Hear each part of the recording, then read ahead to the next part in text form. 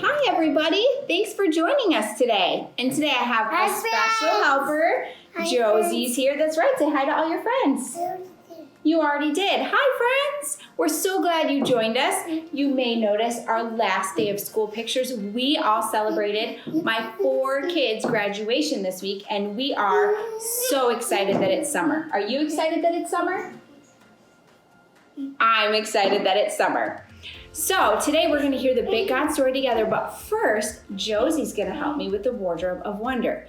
Inside is our What's It. I don't know what it is, but we'll find out, and it'll give us a little sneak peek into what might be in our Big God story. Josie's going to look inside, and I'm not going to peek because I'm going to try and guess what's inside. And you can guess with me. Ready, friends? Cover your eyes. Josie, go ahead. Take a peek. I'm not peeking. I'm not peeking. Did you look inside? Do you know what it is? No. Okay, I'm going to try and guess. I don't know what it is, but you do. Let's see. My first guess, is it a turtle? Not a turtle? Okay. I used to have, you love turtles? I used to have a pet turtle. Newsflash about pet turtles, they smell terrible and they eat bananas. Random. No, monkeys and monkeys also eat bananas. That's right. All right, let's see. My next guess, if it's not a turtle, let's see. Is it an apple?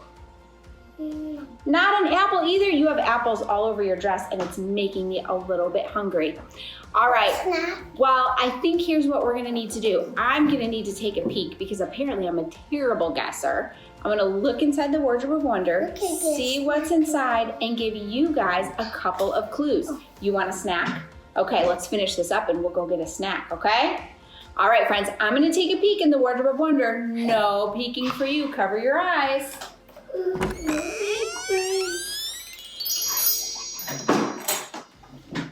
Okay, you guys, now I know what it is. Clue number 1. You can play games with it. Josie, do you like games? Don't tell them yet. Clue number 2. You can call people with it. Now do you know what it is? it's a phone. That's right, it is a phone. Good job guessing, you guys. We need to call them. I hear the phone's ringing. We better answer it. Oh my goodness, Josie, answer the phone. I wonder. Go ahead and answer it. Say hello. Say hello. Say hello. Okay. Press the green button. Say hello. Hello, it's time for the Big God story. It's time for the Big God story. Well, let's go. We'll talk to you guys later. Bye. Welcome, Northeast kids. This is Kathy Hornsby, or Miss Kathy, as many of you know me as on our Sunday school mornings. Let's do our Remember verse this morning. If you can say it with me, that'd be great. It starts with, come follow me, Jesus said, and I will help you fish for people. Mark 1:17. Northeast kids, today's reading comes from Mark chapter 3, verses 13 through 19, and that's in the New Testament. So you want to look for Mark, and then you want to look for the big 3 for the chapter. And then when you get into the chapter 3, you want to look to verse 13, the little 13, and that's where you'll start. And the reading says, Jesus went up on a mountainside and called to him those he wanted, and they came to him. He appointed 12, designating them apostles, that they might be with him and that he might send them out to preach and to have authority to drive out demons. These are the 12 he appointed: Simon, to whom he gave the name Peter; James, son of Zebedee, and his brother John. To them he gave the name Boanerges, which means sons of thunder; Andrew, Philip, Bartholomew, Matthew, Thomas, James, son of Alphaeus, Thaddeus, Simon the Zealot, and Judas Iscariot, who betrayed him. It's time for the Big God story. Yay!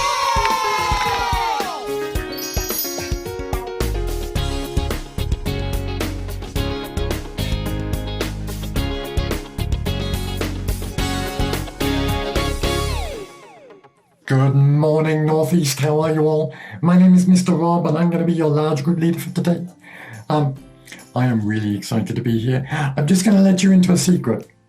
I wanted to do this recording tomorrow because tomorrow lunchtime, for me, is going to be a monumental day. It's monumental because I'm finally going to see the hairdresser, and he's going to cut my this shaggy length of hair and turn it into something, well, hopefully less shaggy, because it is kind of getting out of control. So I'm excited. I wanted to be here in a way that you could see a new sense of style, or at least a sense of style, but instead you got the shaggy version of me. But maybe next time you'll see the full stylish design and colour and blow dry and maybe, or something like that. Anyway, today's Big God story. I'm excited about this one. I'm excited about this one because it's about one of my favourite subjects. And it's a subject it's about discipleship. So let's unpack that. Let's talk about how Jesus first called his disciples. We talked about this story a couple of weeks ago. And it starts like this. One of the things I like to do when I read a story in the Bible is to try to imagine what would it be like to be one of the characters in the story. So let's reenact this story slightly. We've got Peter and then the sons of Zebedee, which I think is an amazing nickname. It's James and John. But what do you have to do to get this name, the sons of thunder? That was what they were called. The sons of... What kind of a reputation is that? The sons of that. Everywhere they went, people said, there goes the sons. What are they like? It's incredible. Anyway, the story starts like this. They were fishermen, and they'd been working all night, and it had not been a good night. It hadn't been a good night because they hadn't caught anything. Now, if you've gone to work all day and had no success, normally you're going to be grumpy. If you've gone to work all night and had no success, you're going to be even grumpier because the best time to go fishing is at night because the fish don't like the sun or something like that. So there they were in the morning, grumpy. They pull their boats up onto the beach. And then Jesus comes along with a big crowd following him. Because in those times, everywhere Jesus was, there was a big crowd following him, or that's the way it seemed. And he climbed into the boat, their boat, probably because he gave them a kind of a stage effect, and he taught. And he must have done a great sermon. But let's think about it from Peter, James, and John's perspective. They'd been working all night, and they were tired. And Jesus was speaking, and he was doing a sermon, and they were tired. And they were really tired. Anyway, eventually Jesus finished his sermon, and he said, Peter, let's go fishing. And Peter probably thought, what a great idea. I can't think of anything better. Having spent the whole night fishing, not caught a thing, and now stayed here several hours and listened to you speak. Let's go fishing. Great idea. But because you're saying it, let's go. So they get in the boats. They go back into the water and they go, it's daylight. There's no fish in daylight. There were no fish last night. I don't know what we're supposed to do. I don't get it. What are we supposed to do? Oh. But because it's Jesus, I'm going to do it. So Jesus then said, why don't you throw your nets down on the other side of the boat? And they're like, we're fishermen. We know how to fish. Okay, because Jesus said it. So they get the nets. And the nets were really heavy. I mean, it wasn't just a little fishing pole. They were big, heavy nets. And they got them, and they threw them. They got better into it. And they threw it out. And then the fish came in the day into the nets. And they got so much into the nets that they couldn't pull these nets back in. And they realized that Jesus wasn't just a normal teacher. In fact, they needed to call to the shore, to James and John, here, give us a hand, get these nets. And they had to get help bringing this huge load of fish back into the shore. And Peter realized at that point, this man was extraordinary. And Jesus turned to him and said, Peter, follow me. And he immediately did so. And at that point, Peter, and then James and John, became Jesus' disciple. Now, what does it mean to be a disciple? This is kind of the word we're going to unpack a little bit more, because Jesus didn't just call these fishermen his disciples. He went on and he called a whole total of 12 people to be a disciple, and they left everything to follow him. What does it mean to be a disciple? Well, in those days, it was someone who would stop what they were doing, their work, their job, whatever it was, and would dedicate their life to following this one person, to learn everything about them. They would follow them, they would learn from them, and the whole goal was that they would replicate or copy their behavior. The nearest we have to it today is kind of an intern or an apprenticeship. If you want to be, I don't know, a computer programmer, because that's what I am, then what you want to do when you're younger is to get an internship or become an apprentice at a really good computer place like Google or something like that. That's kind of the nearest we've got to it. But this was Jesus, and he called these people to follow him. And they followed him day and night. Day and night. That's what it meant to be a disciple. Let's say that word together. Disciple. So a disciple meant that they would walk with him, that they would live with him, that they would hear him teach, they would hear him speak to people, they would see him heal people. These were all the things that they saw him do. He talked to people. How did he talk to people? What were the words that he used? They saw him argue with people, because Jesus did that, particularly with people that should have known better, like the people that were in charge of the church and that kind of thing. And they saw all of this. They also saw him relax. They saw him rest. They saw him pray. They knew everything about him because they lived with him for 3 years.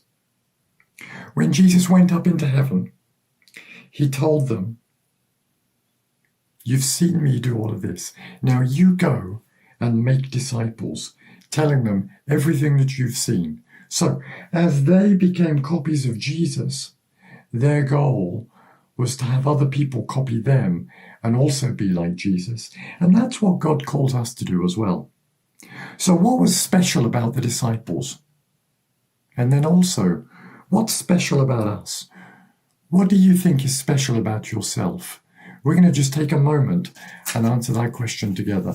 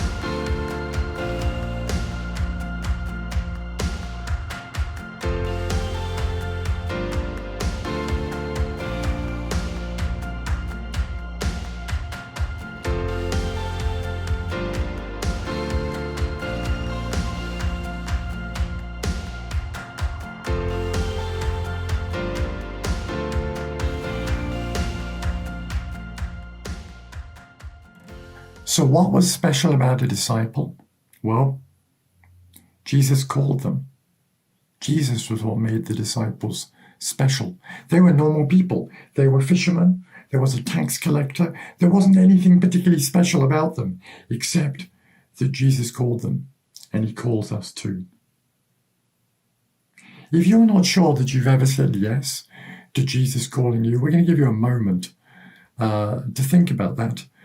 So what it means is Jesus is calling us to put him first in our life, to think about the things that he said, to read about the things that he said, the things that he did, and to become like him in the same way that Jesus' disciples were.